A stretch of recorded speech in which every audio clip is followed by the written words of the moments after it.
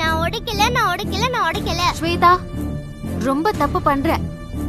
பேச்செல்லாம் தப்பா இருக்கு. படிக்கிற புள்ள சின்ன வயசுல இப்படி எல்லாம் பொய் சொல்ல கூடாது. அப்புறம் சித்திக்கு கோவம் வந்துரும். இல்ல, நான் உடைக்கலன்னு சொல்றேன்ல. இவதான் உடைச்சா. நானும் சொல்லிக்கிட்டே இருக்கேன், நீயும் இல்லன்னு சொல்ற. சின்ன புள்ளன்னு பார்த்தா ரொம்ப ஓவரா பண்ற. ராசாத்தி,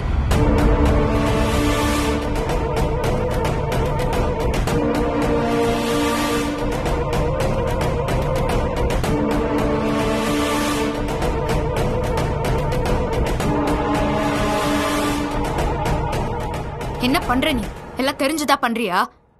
ஏன் பொண்ணு அடிக்கிறதுக்கு நீ யாரு?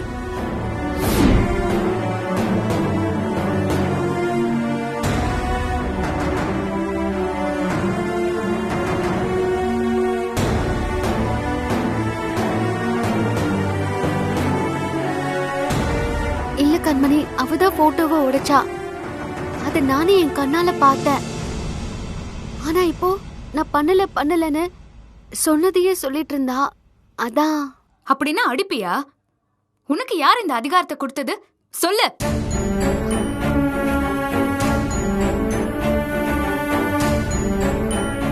அந்த சின்ன புள்ளைய அடிக்க போறியே, இல்ல உனக்கே நியாயமா இருக்கா?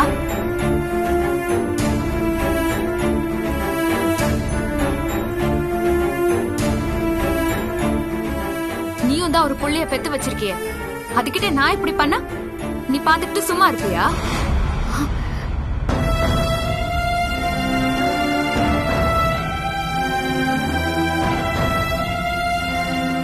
என்ன கண்மணி இவ்வளவு கோவமா பேசுற? நான் ஒன்னும் அடிக்கணும்னு நினைச்சு அப்படி பண்ணல. பொய் சொன்னா. அதான் அவளை நான் மிரட்டினேன். ஏன் ஸ்வேதாவை அடிக்க கண்டிக்க எனக்கு உரிமை இல்லையா? ஹோ, உரிமை வர வேணுமா? எல்லாத்தையும் நீ உரிமையாவே எடுத்துப்பியா?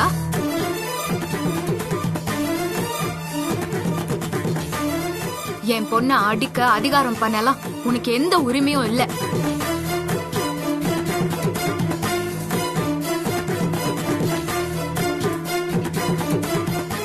கண்மணி, என்ன பேசுற? விடு. போட்டோ போனா போட்டோம், வேற ஃப்ரேம் போட்டுக்கலாம். நீங்க சண்டை போடாம இருங்க. இல்ல மாமா, இதெல்லாம் சும்மா விடவே கூடாது. ஏண்டி, இத்தனை நாள் கழிச்சு இங்க வந்து ஒட்டிக்கிட்டது மட்டும் இல்லாம ஏன் பொண்ணைய அடிக்க கை ஓங்குவியா? இரு, நான் அத்தைய கூப்பிடுறேன். இன்னைக்கு நீயா நானான்னு ரெண்டுல ஒண்ணு பார்த்தே ஆகணும். கண்மணி, சம்மந்தி கோயிலுக்கு போயிருக்காங்க. கோயிலுக்கு போன விஷயம் தெரிஞ்சுதா இவ்வளவு ஆட்டமுன்னு நான் நினைக்கிறேன்.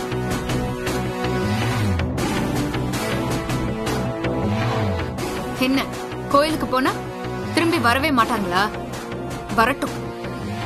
இத நான் சும்மாவே விட போறதில்ல. ஏன் பொண்ணையே அடிக்க வரியா? இருடி, அத்தை வரட்டும். உனக்கு இருக்கு. ஏன் கண்மணி, என்ன இதை போய் பெருசுபடுத்திட்டு இருக்கிற? இதை இதோட விட்டுட்டு போங்க.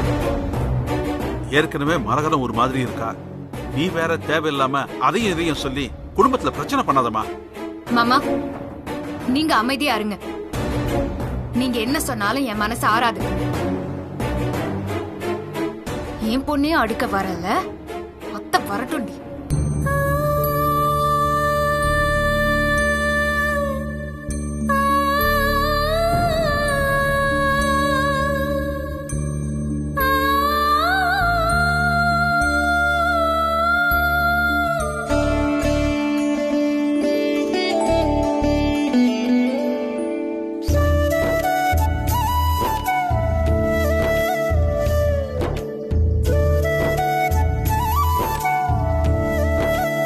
என்ன தேடி வந்திருக்கீங்க? சொல்லுங்கம்மா, உங்களுக்கு என்னால என்ன ஆகணும்? சாமி, இது என் பேத்தியோட ஜாதகம். பேரு பூமிகா. கொடுங்க. இவ 6 வருஷமா என்ன பிரிஞ்சிருந்ததுனால என் மேல அளவுக்கு அதிகமா பாசம் காட்ட மாட்டேங்கிறா. ஆனா இனிமே அவ எப்பவும் பாட்டி பாட்டின்னு என்னையே சுத்தி வரணும். எல்லாரையும் விட என் பேத்திக்கு என்னதான் பிடிக்கணும். அதுக்கு ஒரு நல்ல வழியை சொல்லுங்க சாமி.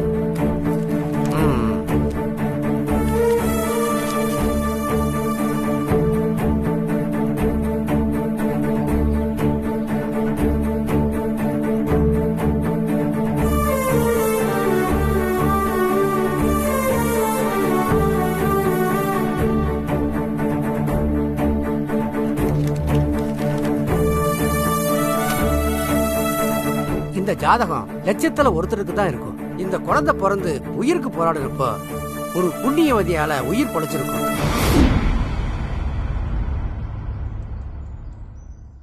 இந்த குழந்தையால ஒரு காலகட்டத்துல பெத்தவங்களுக்கும் வளர்த்தவங்களுக்கும் நிறைய பிரச்சனைகள் வந்திருக்கும். அதுக்கு மூல காரணமே நீங்களா தான் இருந்திருப்பீங்க.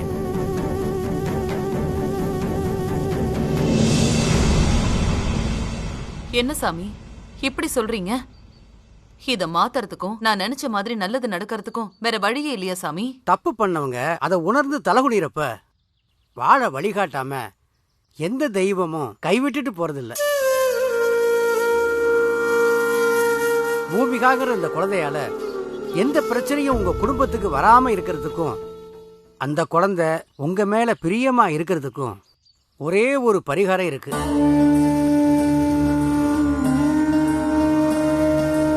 சாமி அது என்னன்னு சொல்லுங்க. அத நிறைவேத்த நான் காத்துக்கிட்டு இருக்கேன். உங்க பேத்திக்கு அம்மன் மாதிரி அலங்காரம் பண்ணி ஒரு புரோகிதரை வச்சு மந்திரம் ஓதி பாத பூஜை பண்ணனா உங்க பாவம் எல்லாம் கரைஞ்சு போயிடும்.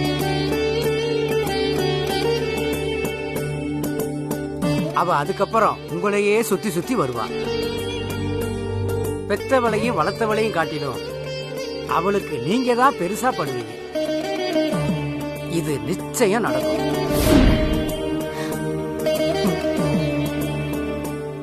சாமி நீங்க சொன்னது மட்டும் நடந்து என் பேத்தி என்னையே சுத்தி சுத்தி வந்தானா இந்த உலகத்திலேயே அதை விட பெரிய சந்தோஷம் வேற எதுவுமே இல்ல. ரொம்ப சந்தோஷம் சாமி. என்னோட இந்த சின்ன காணிக்கைய நீங்க ஏத்துக்கணும்.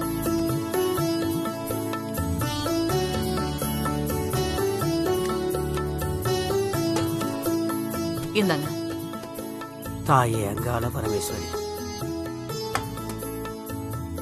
இந்தாங்கம்மா வாங்கிக்கீங்க.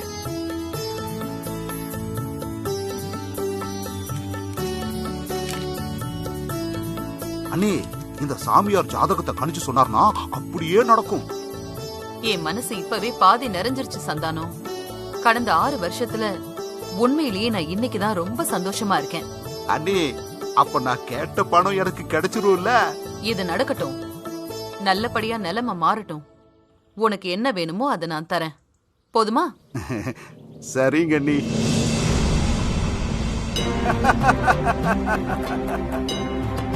மரகதா,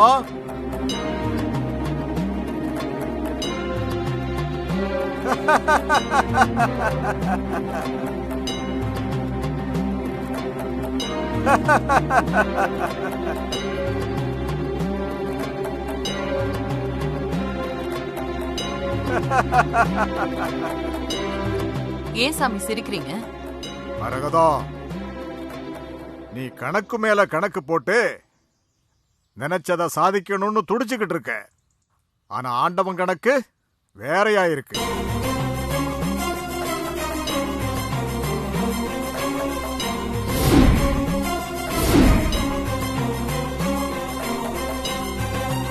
ஆண்டவன் முன்னாடி மனுஷ கணக்கு எப்பவாவது ஜெயிச்சதுண்டா?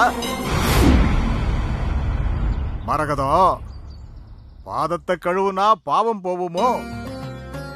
நீ பண்ண பாதகம்தான் மாறுமோ? நீ பூஜை செஞ்சா ஆசை போகுமோ?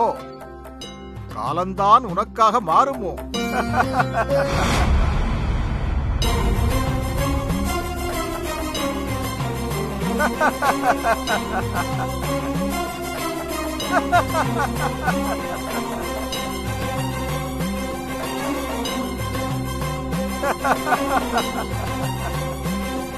அட என்ன நீ நகைச்சு போய் நிக்கிறீங்க?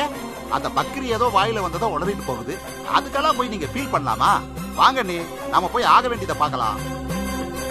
இல்ல சந்தானம், நான் கோயிலுக்கு வரும்போதெல்லாம் இந்த சித்தர் இதே மாதிரிதான் ஏதாவது சொல்றாரு, சிரிக்கிறாரு, போயிடுறாரு. அவரோட பேச்சும் சிரிப்பும் என் மனசுக்கு ரொம்ப நெருடலா இருக்கு. என்ன நீ அந்த ஆள் சொன்னதையெல்லாம் பெருசுபடுத்திக்கிட்டு உங்களால சாதிக்க முடியாத விஷயம் ஒண்ணு இருக்கா என்ன? சொல்லுங்க பாப்போம். அட வாங்க நீ போலாம்.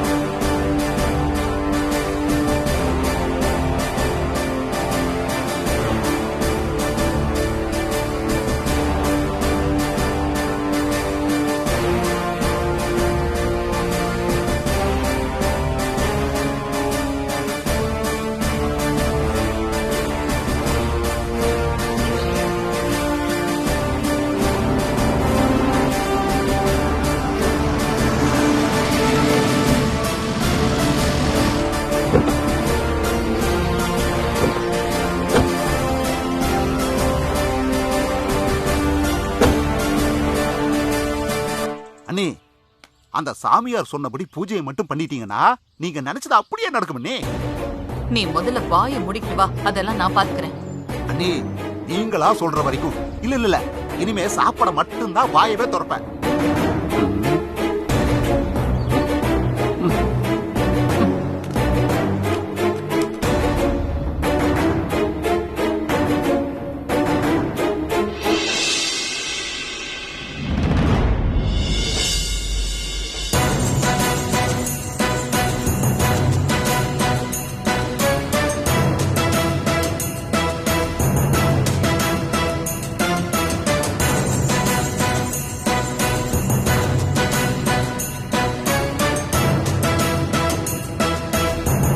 என்ன எல்லாரும் ஒரே இடத்துல அமைதியா இருக்கீங்க?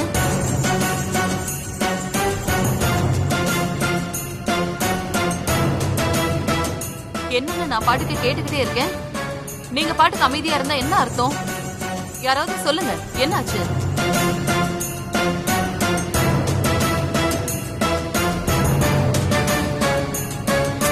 என்னங்க, நீங்களாச்சும் சொல்லுங்களேன், என்னாச்சு?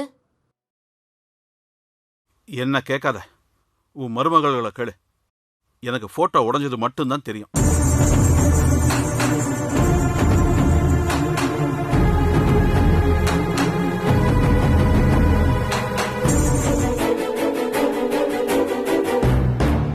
அத்தை, நான் சொல்றேன்.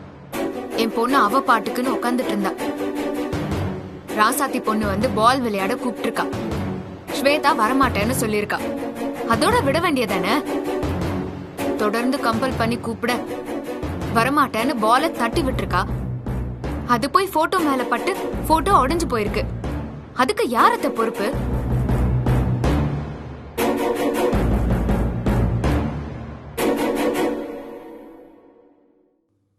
அதுக்கு போய் ராசாத்தி என் பொண்ணு அடிக்க கை ஓங்கிட்டு வரா. நான் மட்டும் வரலன்னா என் பொண்ணை இவ அடிச்சிருப்பா. அத்தை, என் பொண்ணு அடிக்க இவ யாரத்த?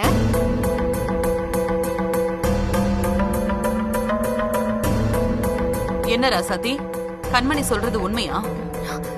ஆமா அத்தை, நான் ஸ்வேதாவை அடிக்க போனது உண்மைதான். பாத்தீங்களா அத்தை,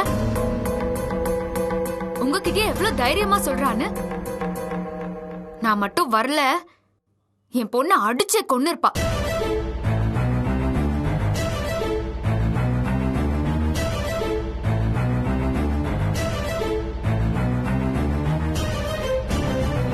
என்ன கண்மணி, ஏன் இப்படி எல்லாம் பேசுற? உன் புள்ள வேற, என் புள்ள வேறயா? அவ பொய் சொன்னா, அதனால அப்படி சொல்லாதன்னு சொன்னேன். திரும்ப திரும்ப நான் இல்லன்னு சொன்னதே சொல்லிட்டு இருந்தா. அதுக்காக என் பொண்ணு அடிப்பியா? அவளுக்கு இந்த வீட்டுல உரிமை இல்லையா? உன் பொண்ணுக்கு மட்டும்தான் உரிமையா? கண்மணி, எதுக்கு இது மாதிரி பிரிச்சு பிரிச்சு பேசிக்கிட்டு இருக்க? ராசாத்தி பொய் சொல்லக்கூடாதுன்னு கண்டிச்சா அதை போய் இவ்வளவு பெரிய பிரச்சனையாக்குற? என்ன மாமா, நீங்களும் அவளுக்கே சப்போர்ட் பண்ணி பேசுறீங்க. நான் சொல்றத யாருமே கேட்க மாட்டீங்க, அதானே? நீ ஏன் அப்படி நினைக்கிற? நான் பொதுவா தானே பேசிட்டு இருக்கேன். அதான் ராசாத்திய ஒத்துக்கிட்டால, அப்புறம் என்ன, விட வேண்டியது தானே?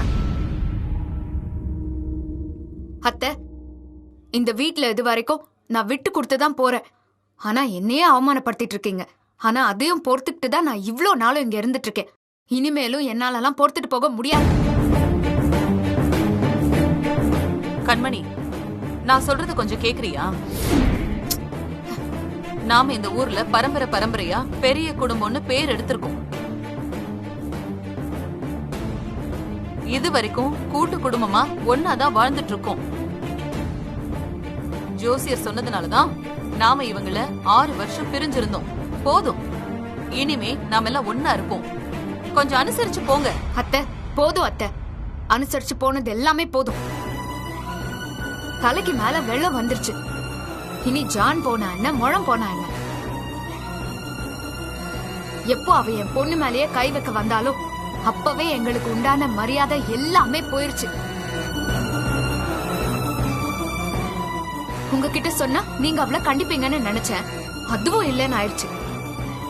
அத்தை, எனக்கு 2ல 1 தெரிஞ்சாகணும். இனிமே இந்த வீட்டுல ஒண்ணு அவ இருக்கணும், இல்லன்னா நான் இருக்கணும். நீங்களே முடிவு பண்ணுங்க.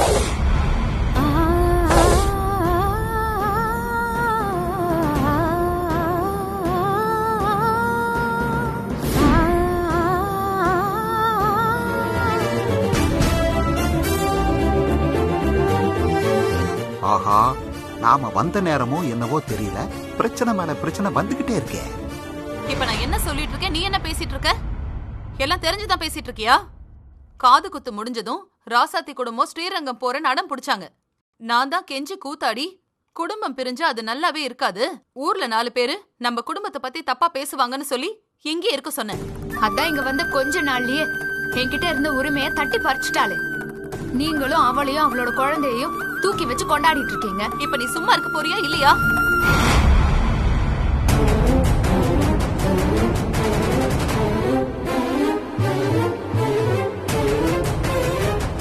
நான் இந்த குடும்பம் ஒன்னா இருக்கணும்னு போராடிக்கிட்டு இருக்கேன். நீ என்னடானா அல்ப காரணத்துக்காக இவங்க இங்க இருக்க கூடாதுன்னு சொல்லிட்டு இருக்க. நீ இன்னொரு தடவை இந்த மாதிரி பேசுன, நான் மனுஷியாவே இருக்க மாட்டேன்.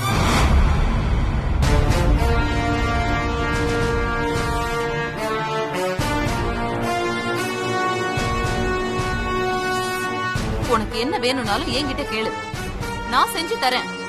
அதை விட்டுட்டு தேவையில்லாதத பேசாத, பண்ணாத.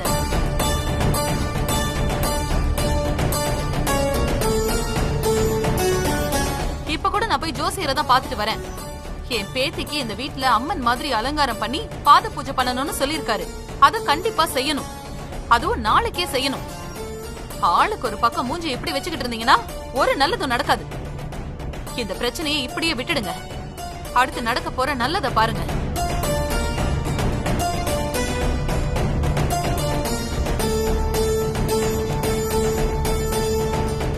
என்ன சம்பந்தி, நான் சொல்றது சரிதானே? ஆமா சம்பந்தி, நீங்க சொல்றது சரிதான். அப்படியே பண்ணிடலாம்.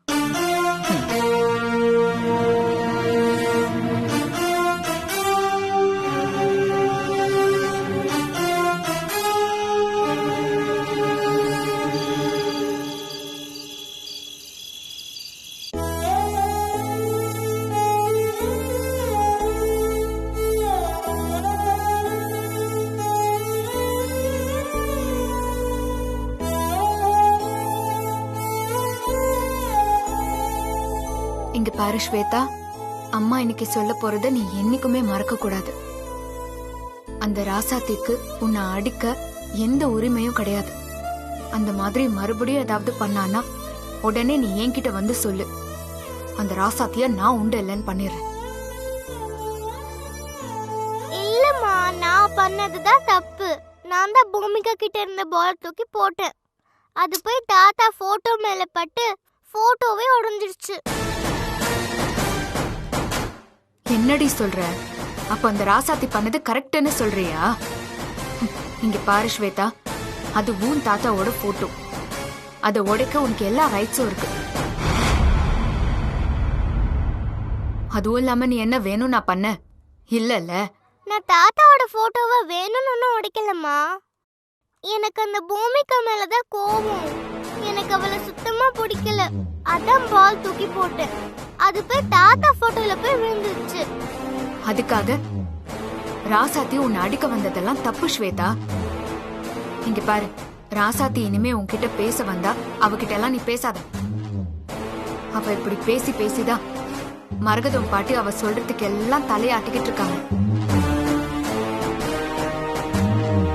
அது மட்டும் இல்ல, இந்த பூமிகா வரத்துக்கு முன்னாடி மரகதம் பாட்டி உன்கிட்ட எவ்வளவு பாசமா இருந்தாங்க. இப்போ உன்னை விட்டுட்டு அந்த பூமிக்காக தான் கொஞ்சிட்டு இருக்காங்க.